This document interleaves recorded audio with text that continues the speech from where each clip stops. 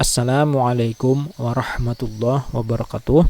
Dalam kesempatan ini, saya akan membacakan secara singkat mengenai Peraturan Pemerintah Republik Indonesia Nomor 15 Tahun 2023 tentang pemberian tunjangan hari raya dan gaji ke-13 kepada aparatur negara, pensiunan, penerima pensiun, dan penerima tunjangan tahun 2023. Nah, jadi langsung saja saya sampaikan isi dari PP ini, ya, siapa-siapa yang menerima tunjangannya, ya, berapa nominalnya, itu tidak ada perbedaan dengan kebijakan di tahun kemarin seperti yang diatur di dalam PP nomor 16 tahun 2022, ya. Sama dengan kebijakan tahun sekarang. Sama, hanya ada sedikit perbedaan, yaitu perbedaannya ada di pasal 6, ya.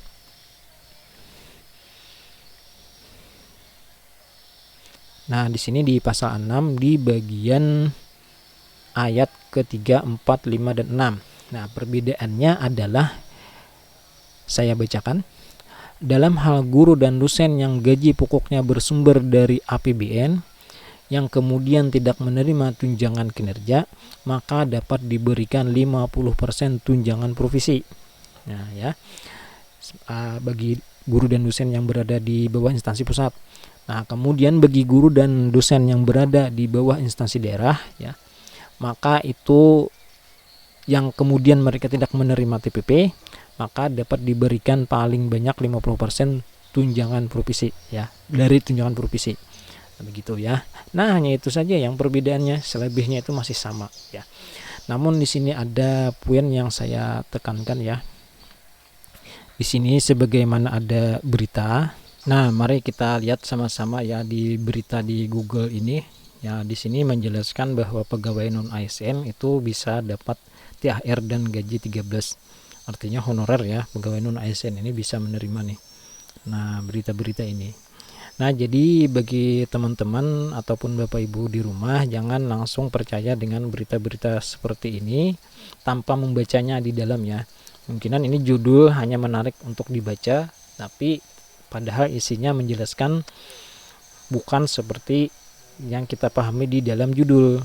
Nah, ya, saya jelaskan di sini, ya. Di pasal 3, nah, siapa-siapa yang menerima tunjangan hari raya dan gaji 13 itu, yaitu terdiri dari PNS dan CPNS, P3K, para prajurit TNI, anggota Polri, dan pejabat negara. Nah, aparatur negara ini termasuk di dalamnya, ya, adalah wakil menteri, staf khusus, dewan pengawas komisi pemberantasan korupsi, anggota DPR, hakim, dan seterusnya. Nah, di sini yang saya garis bawahi di sini, ya, di poin J. Jadi ini yang dimaksud yang di berita tadi, pegawai non ASN tadi, yang ini, yang poin J ini yang mereka maksud. Nah, tetapi harus kita pahami dulu apa yang dimaksud dengan poin J ini. Nah, saya bacakan dulu, ya. Pegawai non-pegawai aparatur sipil negara yang bertugas pada instansi pemerintah, termasuk pegawai non-pegawai aparatur sipil negara yang bertugas pada lembaga non-struktural, instansi pemerintah yang menerapkan pula pengelolaan keuangan Badan Layanan Umum atau Badan Layanan Umum Daerah (BLUT), ya, lembaga penyiaran publik, dan perguruan tinggi negeri baru berdasarkan Peraturan Presiden Nomor 10 Tahun 2016 tentang dosen dan tenaga kependidikan pada perguruan tinggi negeri baru sesuai dengan ketentuan peraturan perundang-undangan. Nah, jadi poin J ini sama dengan poin di PP Nomor 16 Tahun 2022, sama. Di sini juga diatur. Jadi ini bukan hal baru. Nah, ini sama. Kata-katanya sama, tidak ada pengurangan. Jadi yang dimaksud pegawai poin J ini, ya, bagi jabatan guru dan juga dosen, ya, honorer jabatan guru dan dosen, kemudian lagi honorer di dinas, ya, struktural, itu bukan termasuk dari bagian poin J ini. Yang dimaksud poin J ini adalah mereka-mereka yang bekerja, yang dimaksudkan di poin J ini adalah contohnya seperti BLUT nih, Badan Layanan Umum Daerah. Nah, BLUT ini mereka itu pegawai bukan sebagai honorer dan juga bukan sebagai tenaga bukan sebagai PNS ataupun P3K. Nah, makanya waktu pendataan kemarin ya, pegawai-pegawai BLUT ini itu mereka tidak bisa ikut pendataan non ASN atau pendataan honorer, mereka tidak bisa ikut karena mereka memang bukan honorer. Nah, kemudian juga pegawai BLUT ini mereka tidak bisa mengikuti seleksi CPNS karena pegawai BLUT ini adalah diikat atau pekerja kontrak yang diikat oleh daerah. Nah, BLUT itu apa? Nah, BLUT itu adalah seperti yang dijelaskan di dalam Peraturan Menteri Dalam Negeri Nomor 61 Tahun 2007. Yang dimaksud dengan BLUT adalah Satuan Kerja Perangkat Daerah atau unit kerja pada Satuan Kerja Perangkat Daerah di lingkungan pemerintah daerah yang dibentuk untuk memberikan pelayanan ya. Dibentuk untuk memberikan pelayanan. Nah, jadi BLUT ini dibentuk untuk memberikan pelayanan kepada masyarakat ya. Berupa penyediaan barang dan atau jasa yang dijual. Nah, di sini ada kata-kata dijual tanpa mengutamakan mencari keuntungan dan dalam melakukan kegiatan ini didasarkan pada prinsip efisiensi dan produktivitas.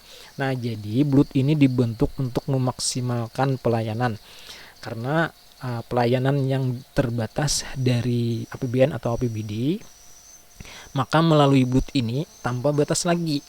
Mengapa? Karena BLUT di sini adalah bisnis atau dagang yang dijual. Tadi kan barang dan dijual oleh BLUT seperti barang ataupun jasa, misalnya dokter ya. Jabatan dokter itu mereka ada tarifnya. Nah, tapi di sini yang dimaksud BLUT di sini bukan mencari keuntungan, hanya tujuannya untuk memaksimalkan pelayanan tanpa batasan APBN dan APBD.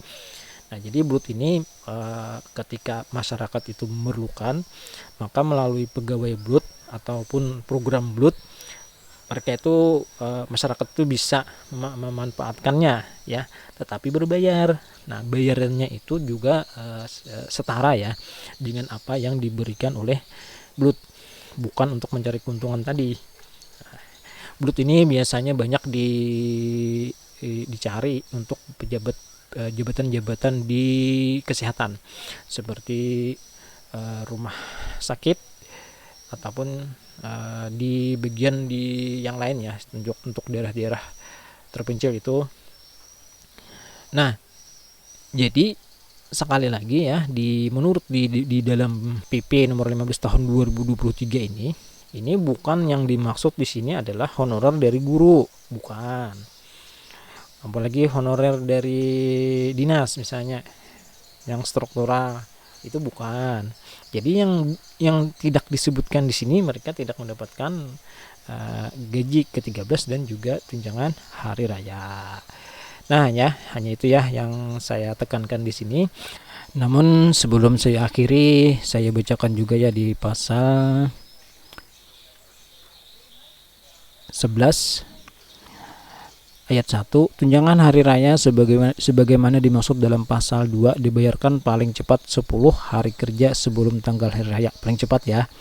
Kemudian di ayat kedua, dalam hal tunjangan hari raya sebagaimana dimaksud pada ayat 1 belum dapat dibayarkan tunjangan hari raya, dapat dibayarkan setelah tanggal hari raya. Nah, belum dibayar sampai hari raya artinya bisa saja ya, bisa saja dibayar sampai sesudah hari raya, bisa saja. Tetapi di sini ya pemerintah tetap mengoptimalkan bisa dibayar sebelum hari raya. Nah, begitu. Kemudian besaran tunjangan hari raya yang dibayarkan sebagaimana dimaksud dalam pasal 6 sampai dengan pasal 9 didasarkan pada besaran komponen penghasilan yang dibayarkan pada bulan Maret tahun 2023. Nah, artinya bagi ASN yang kenaikan gaji di bulan April, maka itu tidak terhitung ya, tidak dihitung untuk pembayaran THR.